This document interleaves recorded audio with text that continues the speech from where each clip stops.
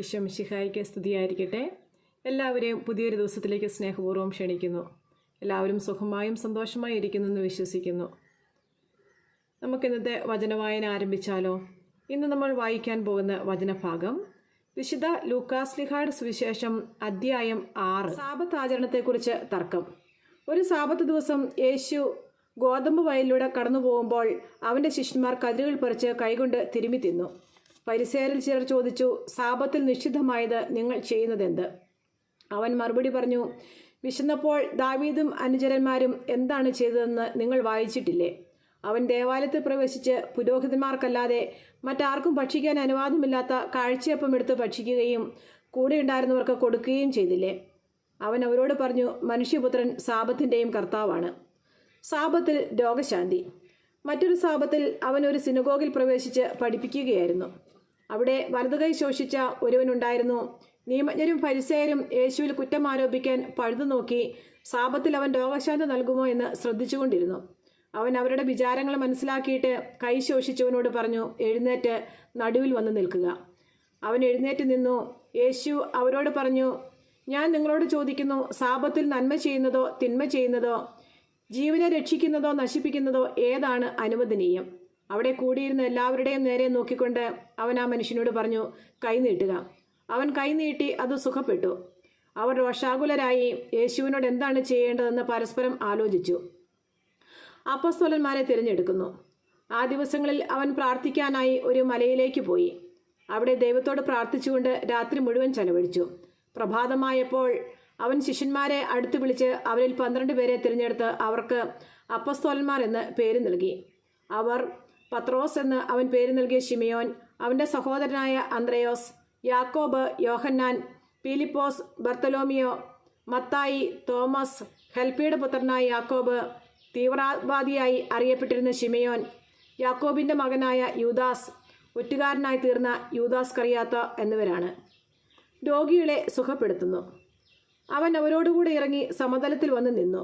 ശിഷ്യന്മാരുടെ ഒരു വലിയ ഗണവും അവൻ്റെ വചനം ശ്രവിക്കുന്നതിനും രോഗശാന്തി നേടുന്നതിനുമായി യൂദയ, ജെറുസലേം എന്നിവിടങ്ങളിൽ നിന്നും ടൈർ, സീദോൻ എന്നീ തീരപ്രദേശങ്ങളിൽ നിന്നും വന്ന വലിയ ഒരു ജനസമൂഹവും അവിടെ ഒരുമിച്ചുകൂടി. അശുദ്ധാത്മാക്കളാൽ പീഡിതരായവർ സുഖമാക്കപ്പെട്ടു. ജനങ്ങളെല്ലാം അവനൊന്ന് സ്പർശിക്കാൻ അവസരം പാർത്തിരുന്നു. എന്തെന്നാൽ അവനിൽ നിന്ന് ശക്തി പുറപ്പെട്ട് എല്ലാവരെയും സുഖപ്പെടുത്തിയിരുന്നു. സുവിശേഷ ഭാഗ്യങ്ങൾ. അവൻ ശിഷ്യരുടെ നേരെ കണ്ണുകളുയർത്തി അരുളി ചെയ്തു, ദരിദ്രരെ നിങ്ങൾ ഭാഗ്യവാന്മാർ, ദൈവരാജ്യം നിങ്ങളുടേതാണ്. ഇപ്പോൾ വിശപ്പ് സഹിക്കുന്നവരെ നിങ്ങൾ ഭാഗ്യവാന്മാർ, നിങ്ങൾ തൃപ്തരാക്കപ്പെടും. ഇപ്പോൾ കരയുന്നവരെ നിങ്ങൾ ഭാഗ്യവാന്മാർ, നിങ്ങൾ ചിരിക്കും. മനുഷ്യപുത്രൻ നിമിത്തം മനുഷ്യർ നിങ്ങളെ ദ്വേഷിക്കുകയും പുറന്തള്ളുകയും അവഹേളിക്കുകയും നിങ്ങളുടെ പേര് ദുഷിച്ചതായി കരുതി തിരസ്കരിക്കുകയും ചെയ്യുമ്പോൾ നിങ്ങൾ ഭാഗ്യവാന്മാർ. അപ്പോൾ നിങ്ങൾ ആഹ്ലാദിക്കുവിൻ, സന്തോഷിച്ച് കുതിച്ചു ചാടുവിൻ. സ്വർഗത്തിൽ നിങ്ങളുടെ പ്രതിഫലം വലുതായിരിക്കും. അവരുടെ പിതാക്കന്മാർ പ്രവാചകന്മാരോടും ഇപ്രകാരം തന്നെയാണ് പ്രവർത്തിച്ചത്. എന്നാൽ സമ്പന്നരെ നിങ്ങൾക്ക് ദുരിതം, നിങ്ങളുടെ ആശ്വാസം നിങ്ങൾക്ക് ലഭിച്ചു കഴിഞ്ഞു. ഇപ്പോൾ സംതൃപ്തരായിരിക്കുന്നവരെ നിങ്ങൾക്ക് ദുരിതം, നിങ്ങൾക്ക് വിശക്കും. ഇപ്പോൾ ചിരിക്കുന്നവരെ നിങ്ങൾക്ക് ദുരിതം, നിങ്ങൾ ദുഃഖിച്ചു കരയും. മനുഷ്യരെല്ലാം നിങ്ങളെ പ്രശംസിച്ച് സംസാരിക്കുമ്പോൾ നിങ്ങൾക്ക് ദുരിതം. അവരുടെ പിതാക്കന്മാർ വ്യാജപ്രവാചകന്മാരോടും അങ്ങനെ തന്നെ ചെയ്തു. തിന്മയെ നന്മ കൊണ്ട് ജയിക്കുക. എൻ്റെ വാക്കു ശ്രവിക്കുന്ന നിങ്ങളോട് ഞാൻ പറയുന്നു, ശത്രുക്കളെ സ്നേഹിക്കുവിൻ, നിങ്ങളെ ദ്വേഷിക്കുന്നവർക്ക് നന്മ ചെയ്യുവിൻ, ശപിക്കുന്നവരെ അനുഗ്രഹിക്കുവിൻ, അധിക്ഷേപിക്കുന്നവർക്ക് വേണ്ടി പ്രാർത്ഥിക്കുവിൻ. ഒരു ചെകിട്ട് തടിക്കുന്നവന് മറ്റേ ചെകിട് കൂടി കാണിച്ചു കൊടുക്കുക. മേലങ്കി എടുക്കുന്നവനെ കുപ്പായം കൂടി എടുക്കുന്നതിൽ നിന്ന് തടയരുത്. നിന്നോട് ചോദിക്കുന്ന ഏതൊരുവനും കൊടുക്കുക. നിന്റെ വസ്തുക്കൾ എടുത്തുകൊണ്ട് പോകുന്നവനോട് തിരികെ ചോദിക്കരുത്. മറ്റുള്ളവർ നിങ്ങളോട് എങ്ങനെ പെരുമാറണമെന്ന് നിങ്ങൾ ആഗ്രഹിക്കുന്നുവോ അങ്ങനെ തന്നെ നിങ്ങൾ അവരോടും പെരുമാറുവിൻ. നിങ്ങളെ സ്നേഹിക്കുന്നവരെ നിങ്ങൾ സ്നേഹിക്കുന്നതിൽ എന്ത് മേന്മയാണുള്ളത്? പാപികളും തങ്ങളെ സ്നേഹിക്കുന്നവരെ സ്നേഹിക്കുന്നുണ്ടല്ലോ. നിങ്ങൾക്ക് നന്മ ചെയ്യുന്നവർക്ക് നിങ്ങൾ നന്മ ചെയ്യുന്നതിൽ എന്ത് മേന്മയാണുള്ളത്? പാപികളും അങ്ങനെ ചെയ്യുന്നുണ്ടല്ലോ. തിരിച്ചു കിട്ടുമെന്ന് പ്രതീക്ഷിച്ച് വായ്പ കൊടുക്കുന്നതിൽ എന്ത് മേന്മയാണുള്ളത്? കൊടുത്തിടത്തോളം തിരിച്ചു കിട്ടുമെന്ന പ്രതീക്ഷയിൽ പാപികൾക്ക് വായ്പ കൊടുക്കുന്നില്ലേ? എന്നാൽ നിങ്ങൾ ശത്രുക്കളെ സ്നേഹിക്കുവിൻ. തിരിച്ചു കിട്ടും എന്ന് പ്രതീക്ഷിക്കാതെ മറ്റുള്ളവർക്ക് നന്മ ചെയ്യുകയും വായ്പ കൊടുക്കുകയും ചെയ്യുവിൻ. അപ്പോൾ നിങ്ങളുടെ പ്രതിഫലം വലുതായിരിക്കും. നിങ്ങൾ അത്യുന്നതൻ്റെ പുത്രന്മാരായിരിക്കുകയും ചെയ്യും. കാരണം അവിടുന്ന് നന്ദിഹീനരോടും ദുഷ്ടരോടും കരുണ കാണിക്കുന്നു. നിങ്ങളുടെ പിതാവ് കരുണയുള്ളവനായിരിക്കുന്നത് പോലെ നിങ്ങളും കരുണയുള്ളവരായിരിക്കുവിൻ.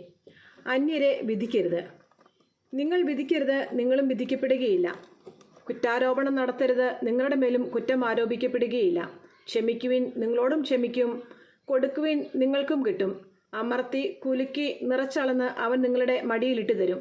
നിങ്ങൾ അളക്കുന്ന അളവ് കൊണ്ട് തന്നെ നിങ്ങൾക്കും അളന്നു കിട്ടും. അവൻ ഒരു ഉപമയും അവരോട് പറഞ്ഞു, കുരുടന് കുരുടനെ നയിക്കാൻ സാധിക്കുമോ? ഇരുവരും കുഴിയിൽ വീഴുകയില്ലേ? ശിഷ്യൻ ഗുരുവിനേക്കാൾ വലിയവനല്ല, എന്നാൽ എല്ലാം പഠിച്ചു കഴിയുമ്പോൾ അവൻ ഗുരുവിനെ പോലെയാകും. നിന്റെ സഹോദരൻ്റെ കണ്ണിലെ കരട് നീ കാണുകയും സ്വന്തം കണ്ണിലെ തടിക്കഷ്ണം ഗൗനിക്കാതിരിക്കുകയും ചെയ്യുന്നതെന്ത്? സ്വന്തം കണ്ണിലെ തടിക്കഷ്ണം കാണാതിരിക്കെ സഹോദര, നിന്റെ കണ്ണിലെ കരട് ഞാൻ എടുത്തു കളയട്ടെ എന്ന് പറയാൻ നിനക്ക് എങ്ങനെ കഴിയും?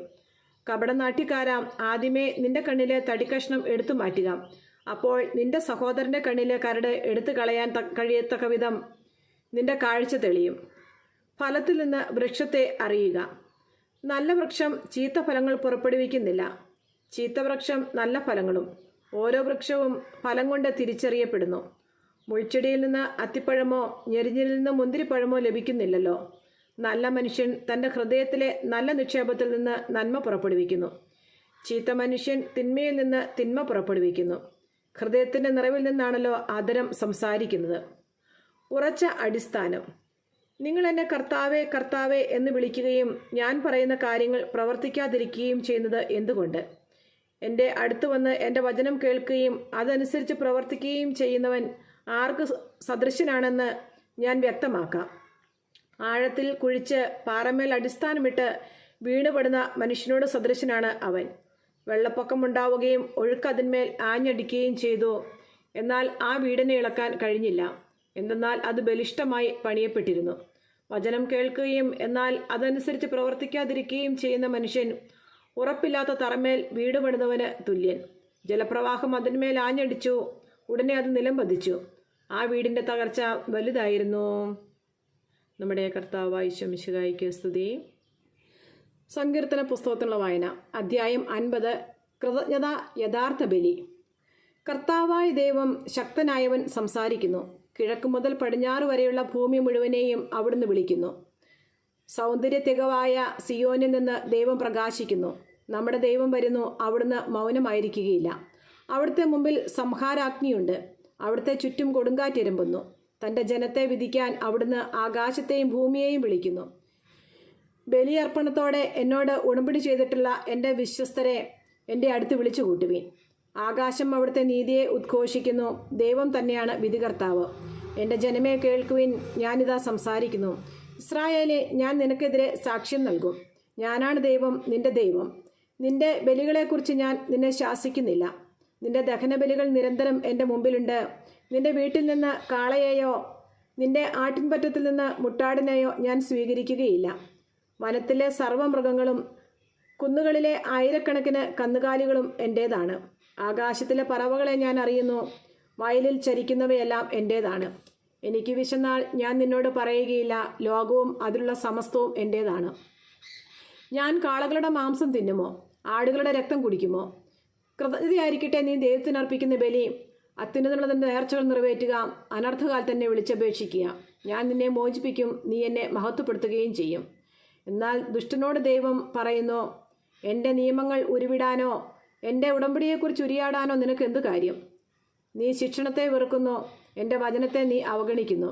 കള്ളനെ കണ്ടാൽ നീ അവനോട് കൂട്ടുചേരും, വ്യഭിചാരികളോട് നീ ചങ്ങാത്തം കൂടുന്നു. നിന്റെ വാ നീ തിന്മയ്ക്ക് തുറന്നിട്ടിരിക്കുന്നു, നിന്റെ നാവ് വഞ്ചനയ്ക്ക് രൂപം നൽകുന്നു. നീ നിന്റെ സഹോദരനെതിരായി സംസാരിച്ചുകൊണ്ടിരിക്കുന്നു, സ്വന്തം സഹോദരനെതിരെ നീ അപവാദം പരത്തുന്നു. നീ ഇതെല്ലാം ചെയ്തിട്ടും ഞാൻ മൗനം ദീക്ഷിച്ചു. നിന്നെപ്പോലെയാണ് ഞാനും എന്ന് നീ കരുതി. എന്നാൽ ഇപ്പോൾ ഞാൻ നിന്നെ ശാസിക്കുന്നു, നിന്റെ മുമ്പിൽ ഞാൻ കുറ്റങ്ങൾ നിരത്തിവെക്കുന്നു. ദൈവത്തെ മറക്കുന്നവരെ ഓർമ്മയിലിരിക്കട്ടെ, അല്ലെങ്കിൽ ഞാൻ നിങ്ങളെ ചീന്തിക്കളയും. രക്ഷിക്കാൻ ആരും ഉണ്ടായിരിക്കുകയില്ല. ബലിയായി കൃതജ്ഞത അർപ്പിക്കുന്നവൻ എന്നെ ബഹുമാനിക്കുന്നു. നേരായ മാർഗത്തിൽ ചരിക്കുന്നവന് ദൈവത്തിൻ്റെ രക്ഷ ഞാൻ കാണിച്ചു കൊടുക്കും. ദൈവമായ കർത്താവിന് സ്തുതി.